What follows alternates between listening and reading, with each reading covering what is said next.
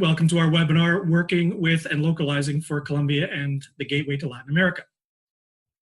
The Gateway to Trade program is a business connection program that takes advantage of the Canada-Colombia Free Trade Agreement. This is in part funded by Global Affairs Canada and facilitated by Trade Facilitation Office Canada. And the program is delivered in cooperation with Colombia by Global Links Network. It is a training and market coaching program that involves export planning and market connection for currently 27 Colombian companies in the software and digital creative space that are currently in the program, 3 of which you are going to be hearing from today. Later on in this Gateway to Trade project with Colombia, we will be scheduling virtual pitch sessions where anyone who's interested in getting to know more about our companies can come and visit and hear about themselves and the business that they do. We're also going to be arranging one-to-one Skype meet and greets for anyone that's interested in connecting with any of these Colombian companies that are in our program. All you have to do is contact us by emailing info@gatewaytotrade.com or visiting www.gatewaytotrade.com/Colombia. Also in the Gateway to Trade program, towards the end of April, we will be scheduling an incoming mission of a selection of the software and digital creative companies that are a part of the Gateway to Trade program. So please do keep in touch if you would like to know more about that. Just a word of technical note. At the bottom of your screen, there is a control panel, and you will see a button for the chat window. Towards the end of this webinar, we will be having a short Q&A session, and we invite you to type your questions into the chat window, and we will do our best to have those answered for you. And I would also like to thank our collaborative partners, Interactive Ontario and Invest Hamilton Niagara, for helping us with promotional support for this webinar. So in terms of localizing for the Colombian market, often we need to conduct a serious amount of market research whenever we're looking at doing business with another country. But occasionally we forget the fact that there could be cultural preferences or other situations within the marketplace that require us to adapt or localize our product or service. So that's what this webinar is intended to provide, some tips and tricks on how to do that and some of these services in Colombia that are available to help you. First off, we're going to have Camilo Osuna, who's the manager of service exports for Colombia, giving us an overview of doing business with Colombia. Following that, we will hear from Mary Escobar, who's the CEO of Lamar Media, and in partnership with audiovisual is the co-creator of animated series such as Anna the Pirate. And she will be talking to us about adapting for young audiences in Colombia and Latin America. Following that, we'll hear from Mauricio Velez, who's the producer, writer, and director for Explora Films, and he'll be speaking to us about production and co-pro information in the Colombian marketplace. And then finally, we'll hear from Jeff Galea, who's the executive creative director of Room 4 Media, and he'll provide us some tips for marketing and platform localization for the Colombian marketplace. So without further ado, I would like to introduce Camilo Osuna, and he will provide us an overview of doing business with Colombia.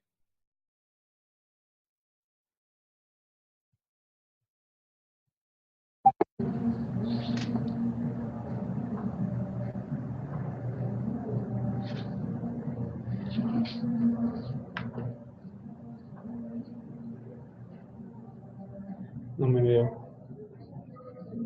Sí.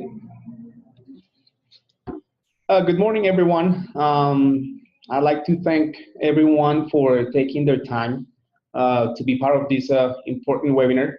Like Theo just mentioned, I'm Camilo Osuna. I work at ProColombia with the ICT sector and with all the companies that are interested and in their path to international business.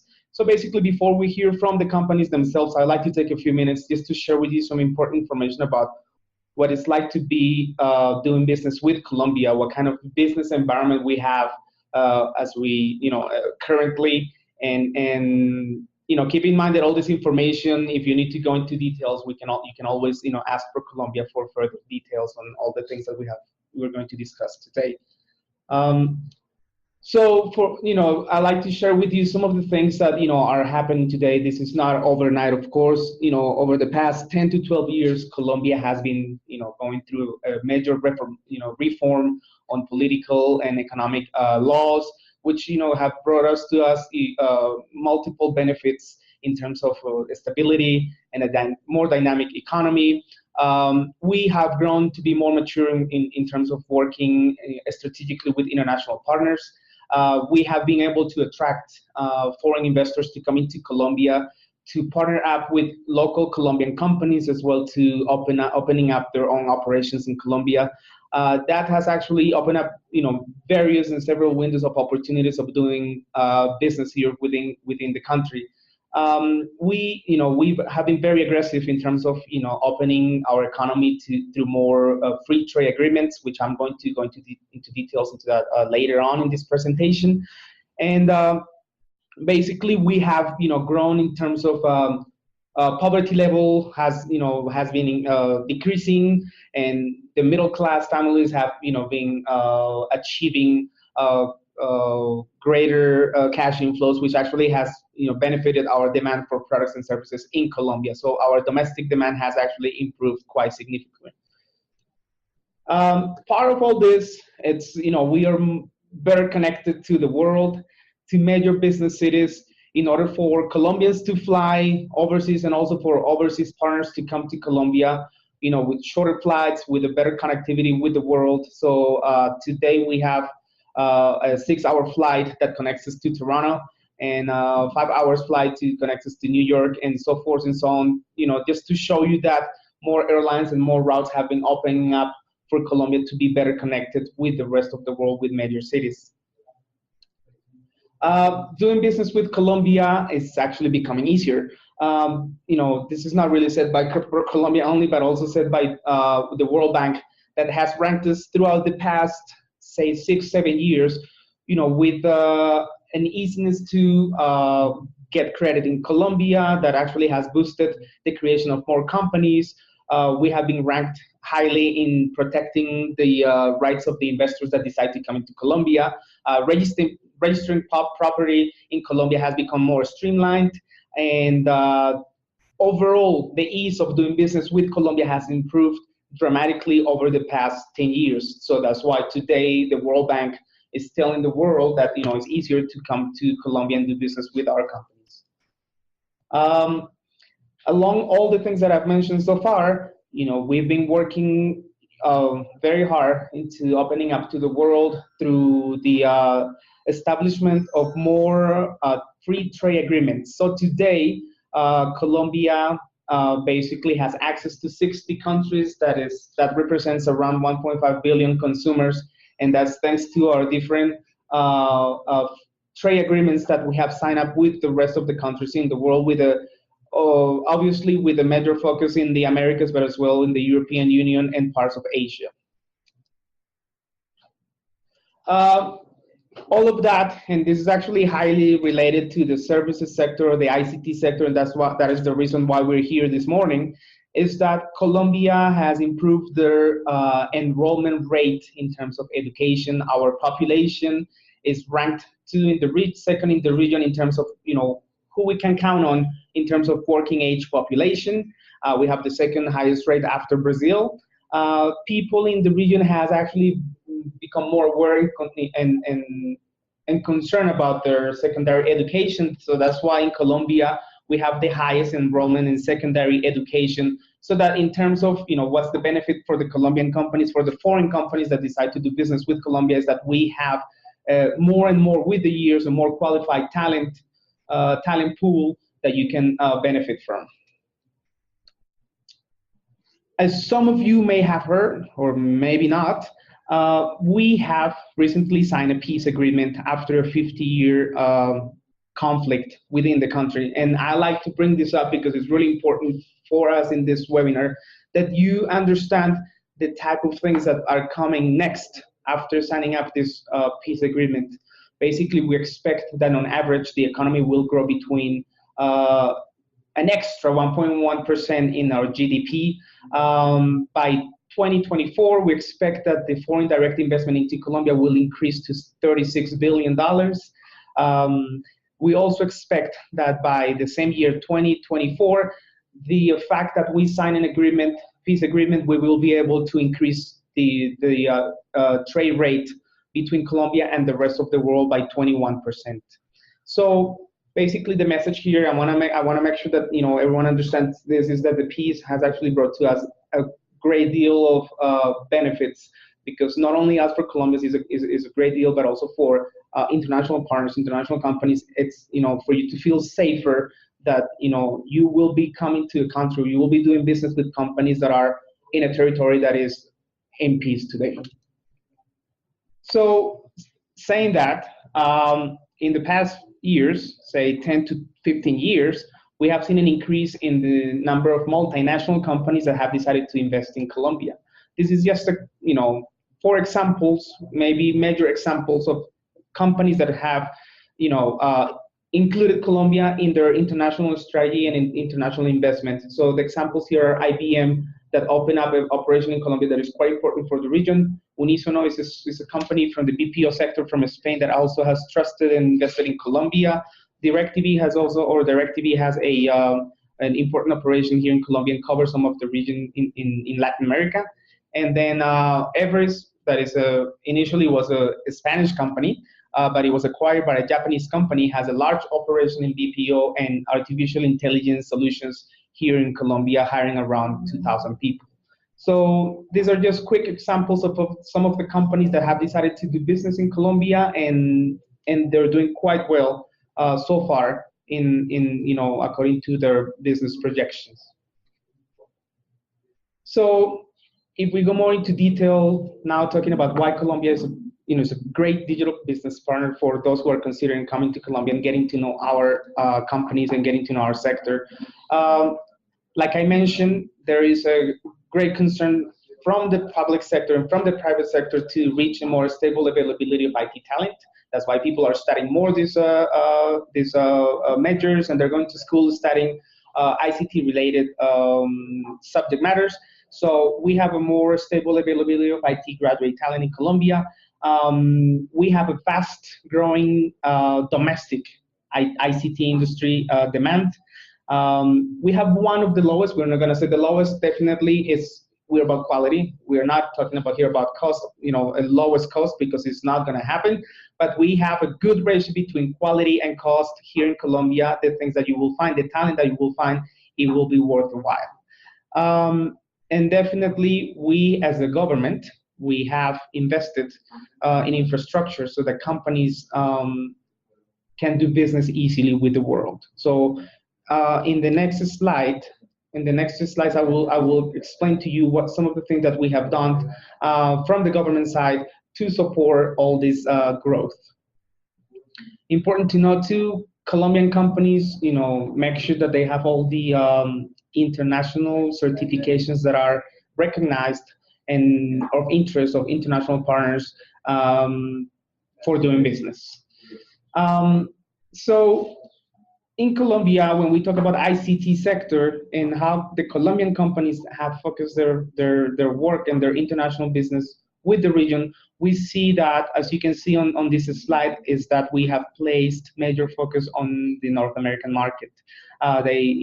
It's not by chance that they take 29% of our exports, today. And then some of the neighboring countries, are also very important to our exports currently.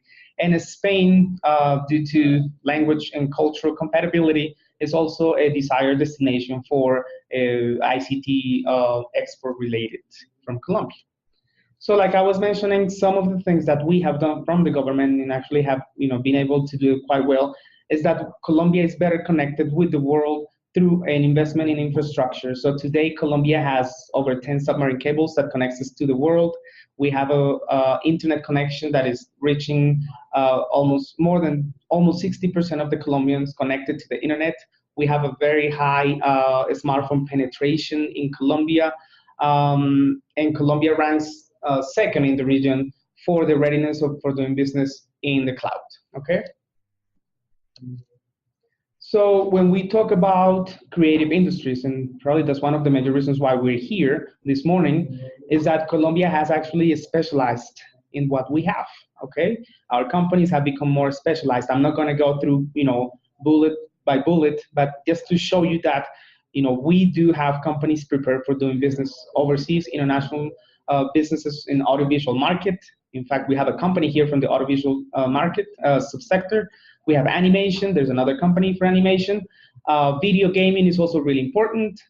In fact, we will be at GDC. Some of you will be, if that actually is an event that applies to you, or you will be attending GDC in San Francisco next week. We will be there with a delegation of 11 companies. Mobile application is definitely a trend, and is also a trend within Colombia for companies to be doing that, penetrating that subsector. And digital marketing, digital content is definitely of the interest of Colombia for finding business overseas. One extra piece of information that I'd like to share with you that applies mainly for animation and film industry is that Colombia has actually established a really attractive cash rebate for those films that are partially or totally produced in Colombia. We have 40% for film services rebate for the production-related costs throughout the production, and then 20% for those costs that are logistics services within Colombia. I'm sorry. Also, there are some cities that actually have taken that rebate in even further by offering extra 15%, as it is the case of Medellin, that offers 15% extra of cash incentive for the production spent in that city. Okay. So how do we make sure that the world knows about us? Well, we make sure that we participate in some of the most important events around the world. We were 2 weeks ago, we were at Barcelona in the Mobile World Congress with a delegation of 30 companies. We were 4 years from now for also last week in Barcelona, talking to investors, potential investors, talking about our companies and our latest development in terms of ICT. We will be next week at San Francisco GDC. Like I said, delegation of 11 companies, making sure that publishers of video games understand our offer from Colombia. We will be in April in Miami for Emerge Americas. And we were very successful in our participation at Kids Screen in Miami, and we will be in France for MIPCOM. Some of the, there are plenty of success stories I could tell you this morning, but I'm not going to go through details. All I can tell you is that there are some companies, some really great international experience doing software development, outsourcing, specialized solutions, video gaming, film production, and all the sort of services that may be of your interest. In the overseas arena, we have made sure that the world knows about us, and then so we created a international campaign for the ICT sector in Colombia, made from Colombia, so that the world knows about our offer in this sector. And we know it as Pro Colombia, or Colombia Bring It On. Colombia Bring It On is a campaign that has been going on for the past 5 years, and that is how we consolidate our offer and tell the world what we have in terms of ICT. And to finish up, just to show you this map, where we are in the world. Pro Colombia is, has offices throughout the world. The message here is that the information I gave you is is in a nutshell is what we do, what we have. But you may have more detailed questions that you want to go over. You can always count on Pro Colombia for going into details and trying to answer all your questions. Or if you want to use this webinar later on to ask some questions related to the things that I just discussed with you, you can use the chat option on this platform. Okay. Well, thank you very much again, and I'm going to pass it on to Theo.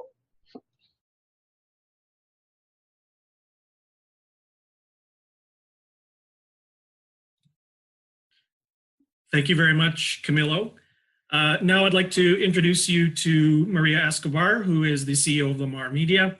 As mentioned, in partnership with audiovisual of Colombia, she's worked to create a number of animated series such as Anna the Pirate, and she'll be speaking to you about some of her experiences in adapting Anna the Pirate to the North American market, and then turning that around, providing some tips to you in terms of things you should be looking at when you are looking to localize and adapt for South America and for Colombia. Again, as Theo told you, I'm Maria Escobar. I'm a producer, a director, a writer, and also a music teacher. So I understand kids very well because I have to share a lot of time with them, and I understand their global conflicts.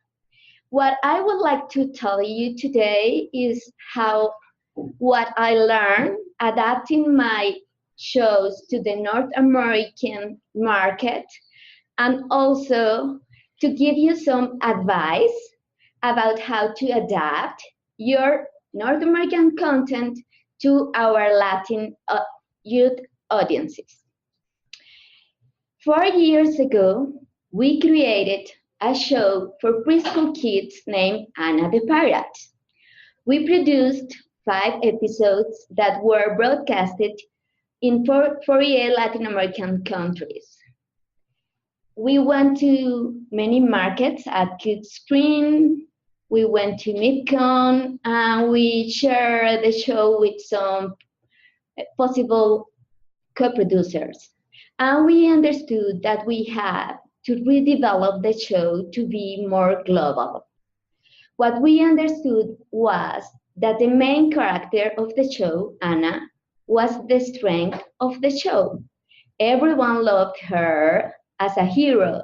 She was a very powerful Latin girl, and everyone was very engaged with her. But we understood also that we could make her look even better. So we created a heritage and a past for her. And also we created a more human-like girl. So she was a real leader with some imperfection, and she became more human with some funny qualities, like making fart music with her arm. We had also to review the secondary characters.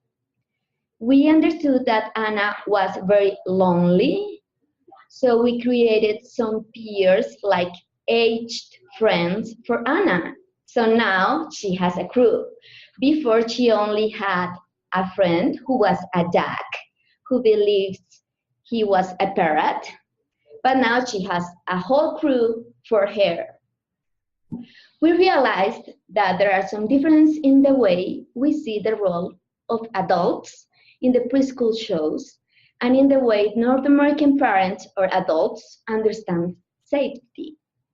When we watch European shows, we sometimes see kids using tools, cooking, being by themselves alone on the streets with no parent supervisions, or playing out at night.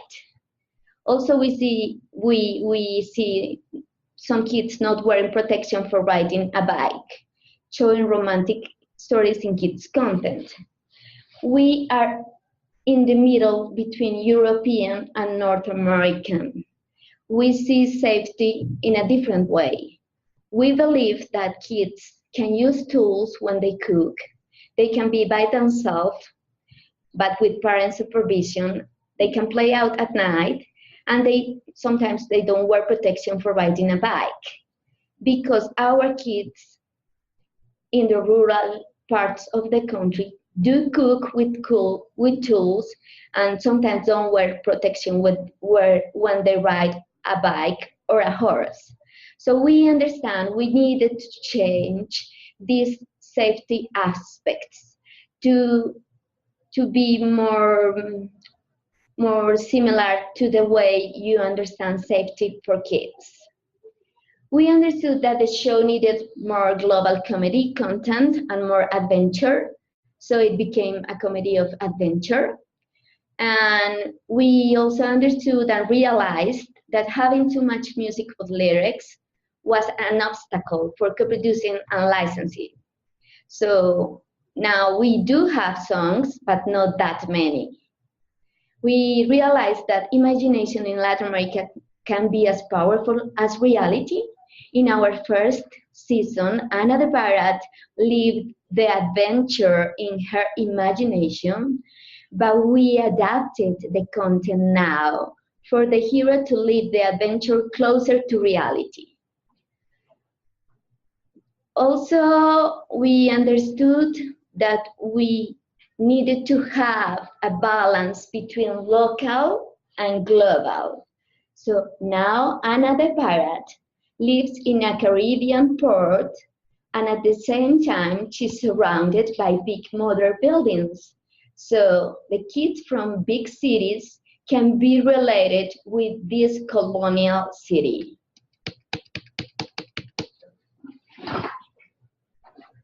Now I'm going to give you some advice about how to adapt your content to our Latin market.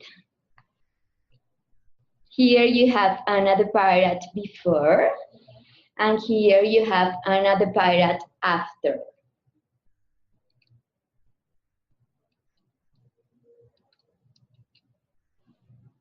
So, adapting for kids and youth audiences to the Latin American market. I would really advise you to create great and diverse heroes. I'm going to talk not just about what I have learned, but also what our kids need. Most of our kids watch Anglo kids in television. They don't see enough characters that they can be related with. We need more Latin kids in our TV. Also, we need more gender-neutral shows.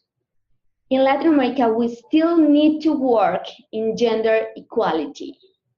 You guys in North America have been working on that issue for a long time. Now, we still need to work on that. So it will be great if our kids could see more gender-neutral characters or more gender equality in the shows. I advise you to create diverse scenarios: jungles, coast, ocean, desert, not only big cities. I would like you to be very careful about the music and the sound. For our kids, music is life, and life is music. Rhythm is everything for Latin American kids. Feel free to play with fresh colors, new textures, crafty techniques. Our kids love that. We have a very popular show in Latin America named Port Paper that shows all that richness that we have in the textures, the colors, the techniques. So feel free to play with that. Adapt and localize. Use good lyric translation. Use comedy that translates well. Pay attention to the dubbing. I have seen some very, very good English shows with great voices, with great songs, and when I see the translation, it's not as good as the version in English. So be very careful with the dubbing. Review the dubbing. You will need Latin Spanish. Our kids do not like the Spanish from Spain. It seems old-fashioned for us. Use good voices. Use great acting in Spanish.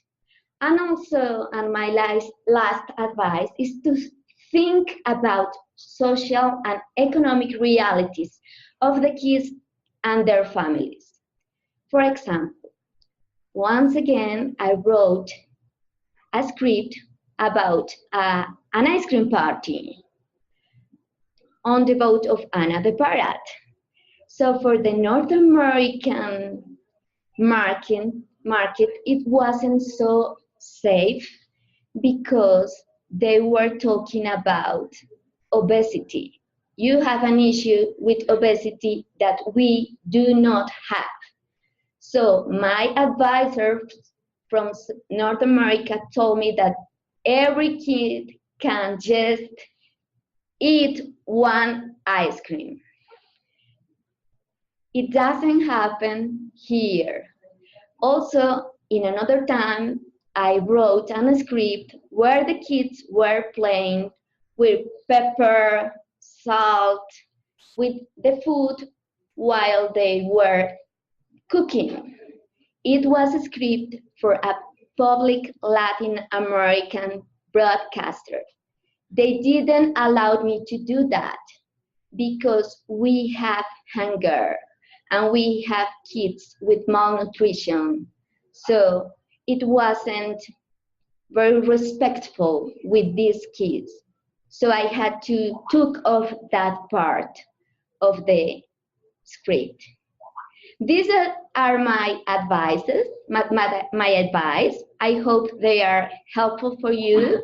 If you have any question, you can do it at the end of the seminar. Okay, thank you, bye.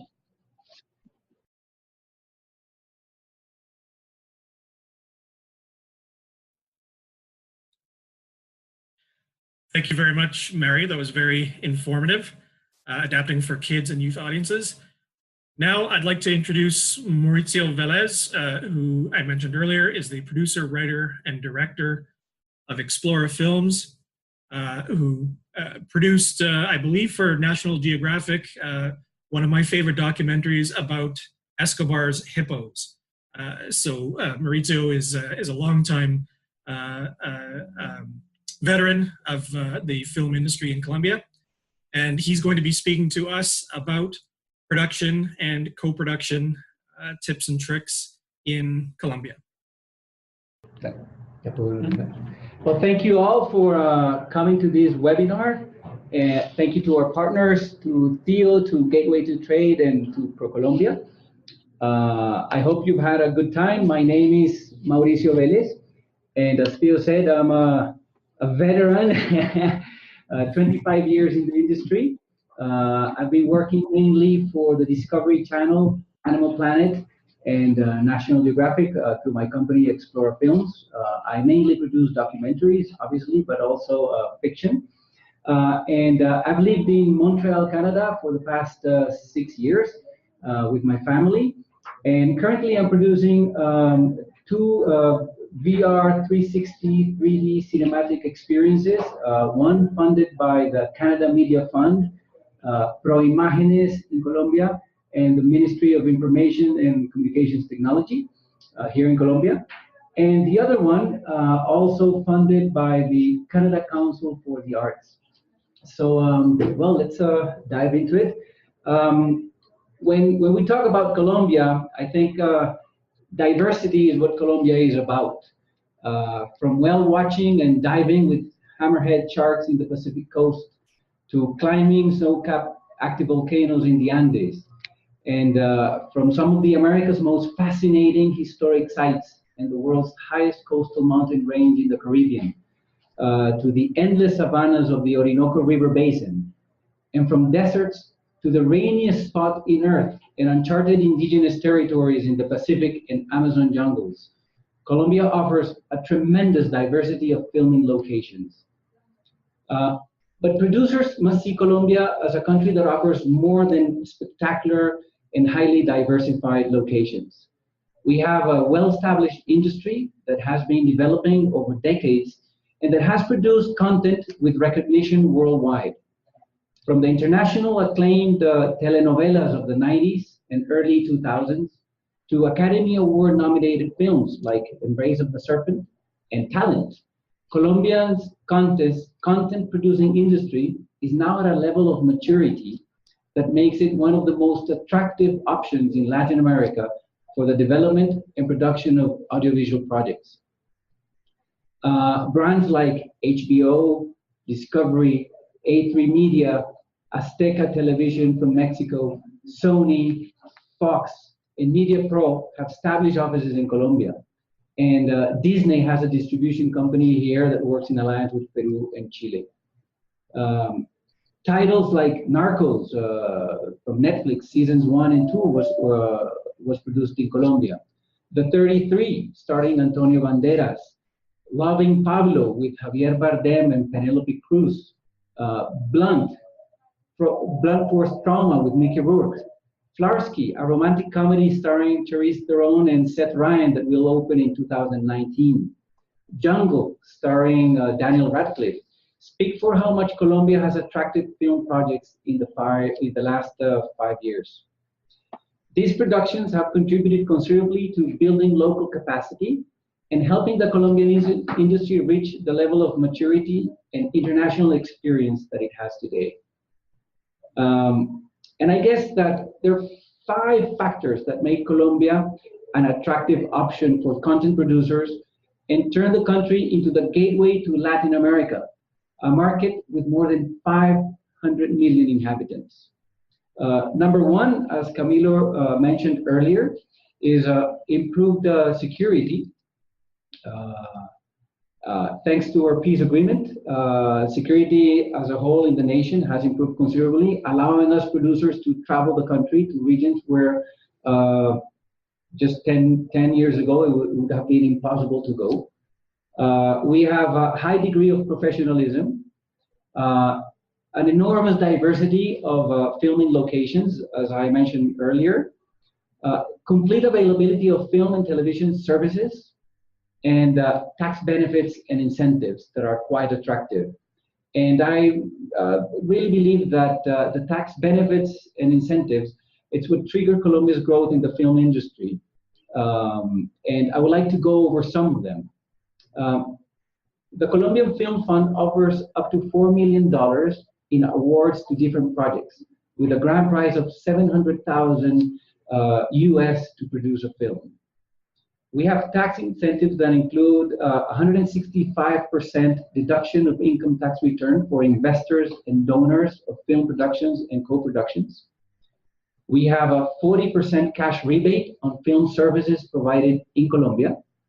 We also have a 20% cash rebate on logistical services provided in Colombia for film production. That includes transportation, hotels, food, and services related, not related to the film production. Combined, the 40 and the 20, they usually average up to 32% cash rebate. Already more than 9 million US have been returned. We also have a value-added tax exception for cinematographic services that are exported. That's 19% tax here in Colombia. We also have a variety of funds destined to promote co-production and digital content development. For example, the New Media Canada is an initiative sponsored by the Canada Media Fund in alliance with the ProImágenes and the Colombian Ministry of Information and Communications Technology to promote the development of digital content between Canada and Colombia. Last year, more than 40 projects were submitted, for example, making it one of CMF's most popular co-production initiatives. Explora Films, my company, was awarded with one of the 4 $75,000 grants, and we developed a 360 3D cinematic VR experience with these funds. And also our public broadcaster, Señal Colombia, which is our equivalent to CBC, it's our educational and cultural channel, has a co-production market. In 2013 and 14, I supervised the co-production of 10 documentaries between Señal Colombia, Discovery Channel, and they were partially financed by the Ministry of Communications and Information Technology. Now, to give you a big picture of the Colombian industry, the audiovisual production industry averages about $133 million per year, with 61 million moviegoers in 2016.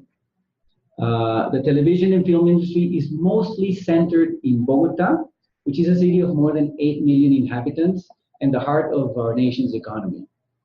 77% of the nation's audiovisual workforce is in Bogota, and 71% of this workforce and talent is bilingual. Bogota has 74 film and TV studios, including those of major television networks like Caracol and RCN, but we also have the Fox Telecolombia Studios, Teleset, and RTVC, which is our public national channel. Adding a little bit to what Mari from Lamar had to say with regard to content, in Colombia, like many countries around the world, Open TV has specialized in live events, broadcast of sporting competitions, news, realities, and dramatized content targeted to the entire family, inspired in local issues and local idols with which the audience can identify. We're talking about musicians, singers, athletes, etc. To finish with also, a word of advice for any Canadian company or producers that want to shoot in Colombia, hire a local service provider. There are several highly experienced production companies that offer these services, both for fiction and factual projects. These companies will help you with everything from costumes and temporal importation of gear to legal support, including paperwork to tap into the cashback rebates and tax incentives, clearances, releases, contracts that meet international standards, and from hiring the necessary insurance to meet demands from the Canadian underwriters to providing accounting services, auditing, addressing any possible security issues, handling all logistics, renting equipment, hiring production personnel, providing office space, casting and handling high-profile talent like Tom Cruise, Daniel Radcliffe, Antonio Banderas, and Penelope Cruz, among many others. You'll find companies like AG Studios, Ithaca, Dynamo, 64A Films, CMO, Explora, and Lulo Films, among many others that are very experienced. And I like to provide some useful links. Location Colombia is a fantastic link where you can find information about production and also contacts. Proimágenes Colombia, Señal Colombia, and I like to add to the Ministry of Culture the site for the Ministry of Communications and Information Technology. Thank you very much, and if you have any questions, we'll be glad to reply and answer here in the chat. Thank you.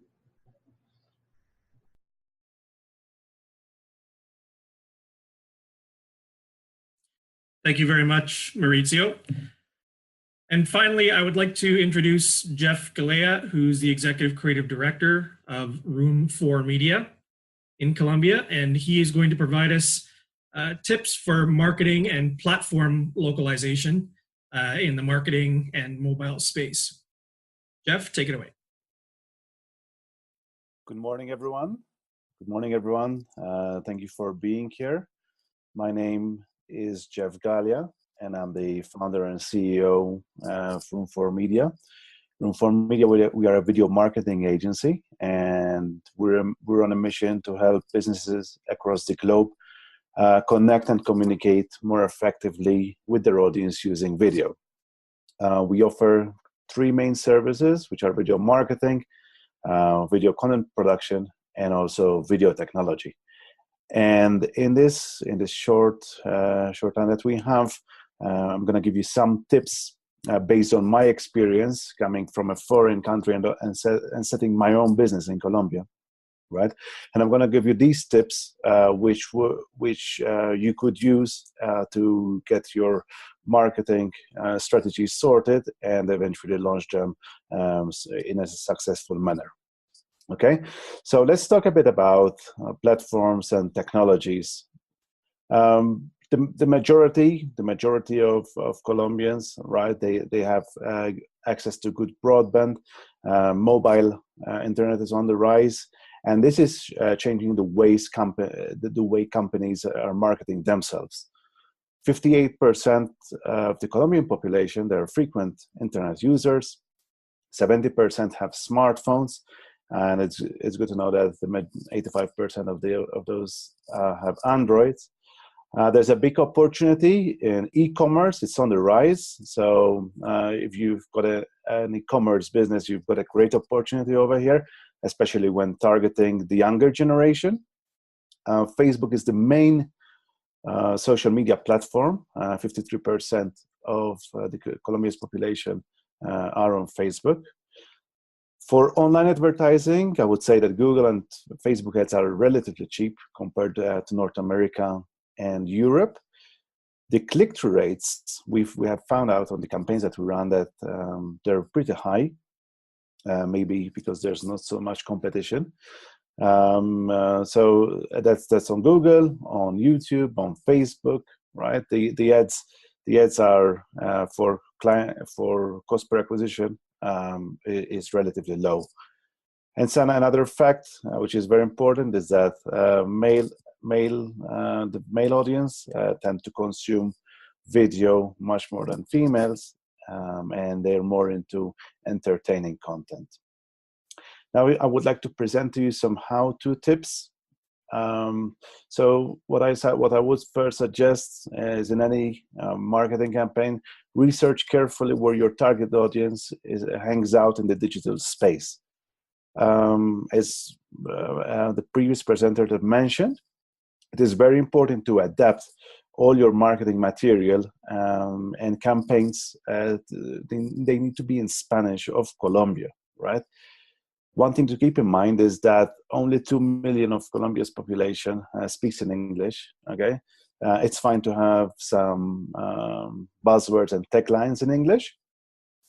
One thing to keep in mind also is that Colombians shop around, so you need to make sure that you've got marketing materials prepared for all stages of your prospect's buyer's journey. Price is a priority determining factor. So you need to make sure that you've got all your pricing and what you're offering, that all this information needs to be clear and it could easily be understood. Colombians look for references, so make sure that you've got some kind of referral programs, and also what I would suggest, and this is what we have done several times over here, is to organize focus groups to validate whatever you are offering. That can be a product or a service. Some challenges to watch out for from our experience. Colombians do not really fully trust website contact forms because they are kind of concerned that they won't get a reply back, or they get a reply in, let's say, 2 days. So they are likely to call afterwards. So let's say that you have a landing page. It is very important that you have your contact form, and then you have a phone number that prospects could call to. For business-to-business marketing, do not be surprised that inquiries come from non-corporate email addresses. Regarding e-commerce, we have to keep in mind that some payment gateways are relatively high, right? And also, not all international and global payment gateways are available in Colombia, right? So let's say, like, for example, PayPal is not available. If you want to be a merchant, if you want to sell your services. Mobile internet is relatively accessible. However, in rural areas, generally you get only a 3G signal. So if you're doing video marketing campaigns, you have to be careful exactly like if your audience is in the city, then they could stream adverts really well. But if your audience lives in rural areas, you would need to test things out to see if they're watching all the video content, or there's a drop off, let's say, after a couple of seconds. And one last thing that you have to be careful of is that it happens in many countries, but successful campaigns are likely to be copied. So you need to be always in the lead and dominate your market, and also always reinventing yourselves.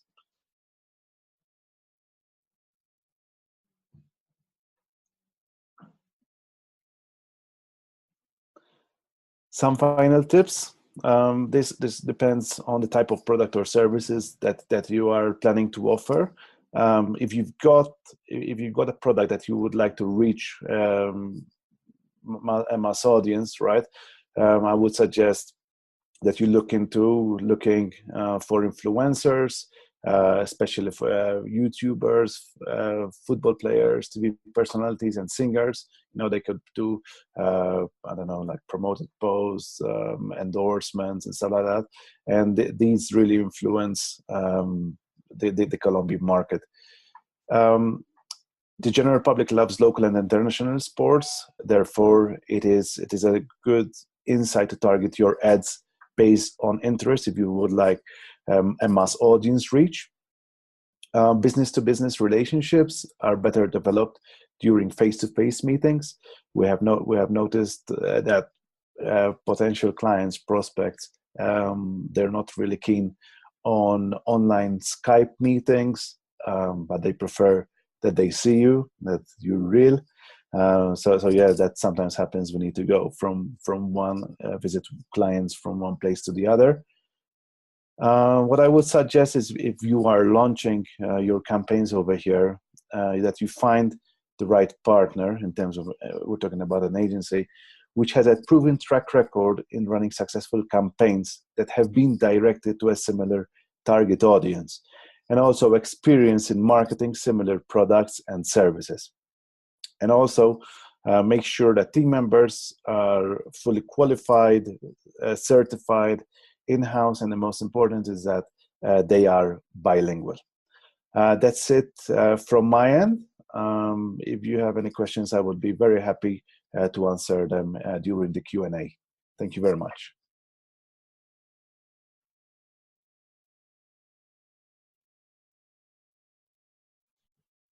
Thank you, Jeff, for that advice. I would like to invite anyone who is currently viewing the webinar, if you do have any questions for any of the speakers, just a reminder that there is a chat button in the panel at the bottom of your screen. On that, you can see the chat panel open up, and you can type a question in there. There is also the opportunity to submit further questions if nothing's coming to mind at the moment at gatewaytrade.com, and we would be happy to get back to you with an answer. I see that we do have one question. Perhaps I will put this to Maurizio first. When working on co-production with Canadian companies, are you dealing in Canadian dollars, US dollars, or Colombian pesos? Hi, well, we can deal in any currency. It very much depends on the preference of the production company with which we will co-produce. I guess that for a Canadian company will be in Canadian dollars, and that's perfectly okay.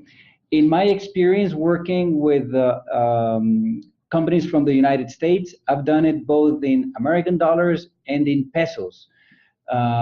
You just have to take in mind that if you do it in pesos, you have to take in mind the fluctuations in exchange rate, which usually is larger than the fluctuation between the Canadian dollar and the American dollar. So any currency is fine for us. We can do it in any of those.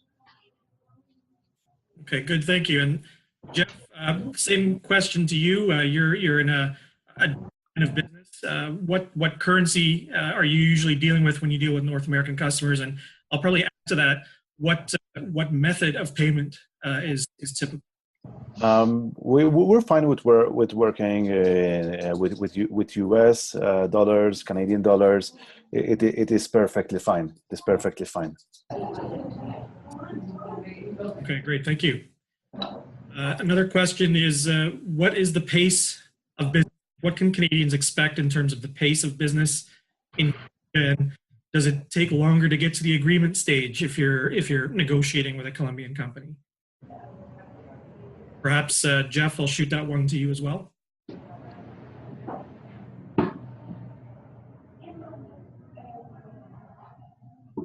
Hello?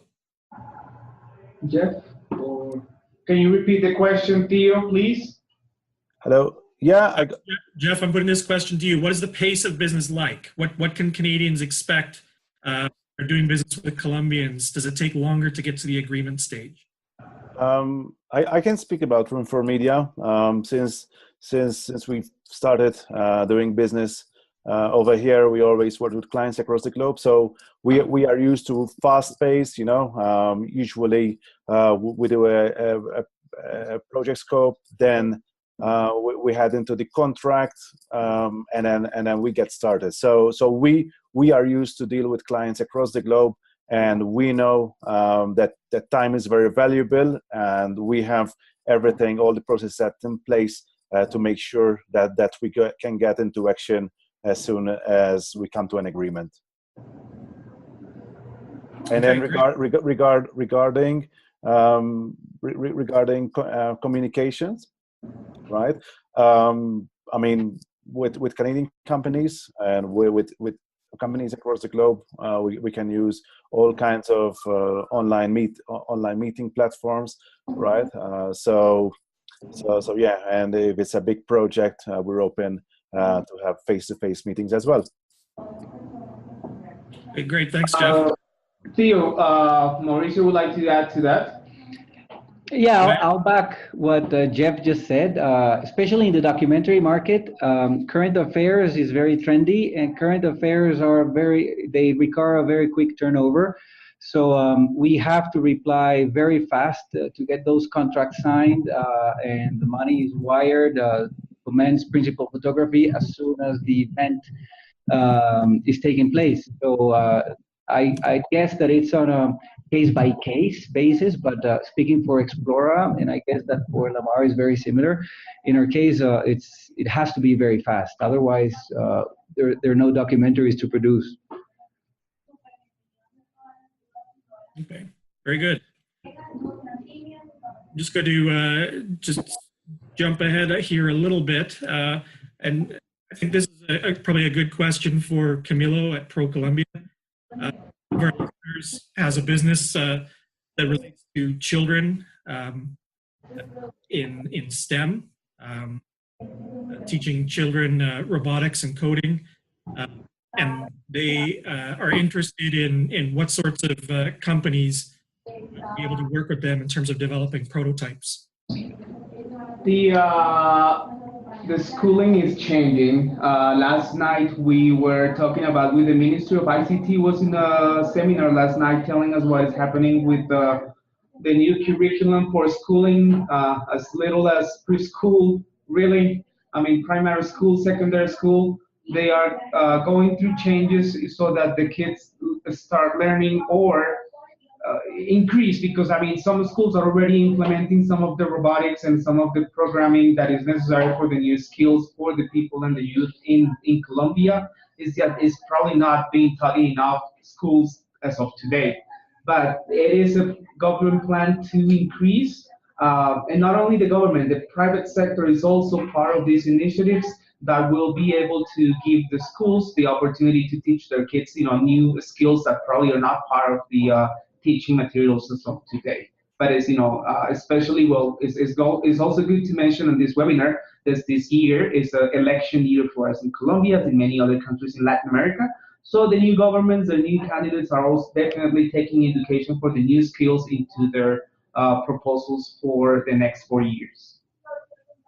Very good, thanks, Camilo. And I'll add that for that viewer that asked that question. In our current Gateway to Trade program, where 27 companies are being trained to export their services and looking at the Canadian marketplace, there are a number of companies that are directly involved in gamification and training, especially in terms of applying animation and VR and augmented reality techniques, specifically to education and training. So I would invite you to get in touch with us directly regarding that, or visit gatewaytotrade.com/Colombia, where you can view one-page profiles of all of the companies that are in our program. And I think you see a number of companies that could meet your need regarding the question. I believe we have one more question to you. If you could read it out loud, please. Right. So the question is, what is the appetite for VR and AR Colombian marketplace from a consumer and brand perspective? Is that probably for Jeff? Could Jeff answer that question? Well, I mean, in terms of Room4 Media, we do not have experience in VR. and AR. However, we have other types of technologies that we use, such as interactive videos and personalized videos. What I can tell you is that any new technology which is used, which gives viewers, prospects, a new experience, then that is going to be kind of a step ahead of your competitors. Thanks, Jeff. And Camilo, just in answering that previous question, you mentioned that there are quite a lot of companies in our program that are dealing directly in VR and AR. Right. Is that because they see the market opportunity abroad, or is that because there is a growing VR and AR desire or consumption in Colombia itself? I mean, I gotta be honest to you, to everyone in this webinar, like for some reason, the domestic market doesn't grow as fast as the international market.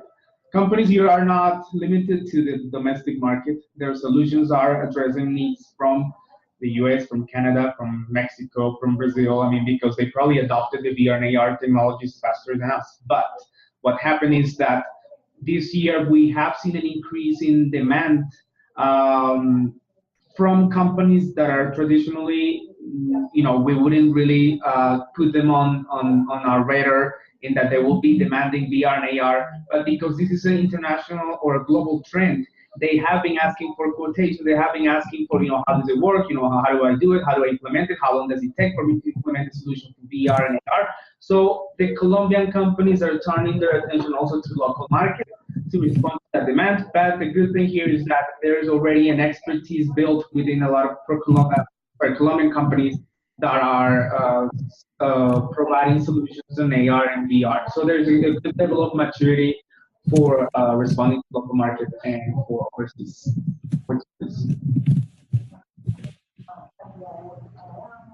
Great, thank you, Camilo. And I think there is one other question here directed to Jeff. Becoming more acceptable to do introductions by Skype, or is face-to-face still the key to success? So it's that question of, can we still do business in the virtual, or is face-to-face the thing that's going to seal the deal? I think this is changing, I mean, especially like when you're dealing with teams, which are kind of startups, right? And they're very open to the digital world. I think that is more acceptable, right? Like in any business and in any doing business with any country or any company around the world, I think when they are small projects, right, and when it's kind of small businesses, it's okay to have kind of a purely online commercial relationship.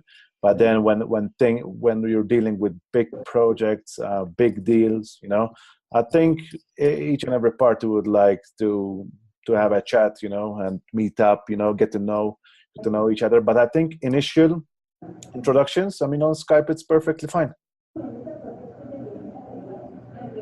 Great, thanks, Jeff. No problem. So I see that we have gone a bit over time here. I appreciate everyone's patience in staying on the line. If anyone does have any further questions, please do submit to info@gatewaytotrade.com.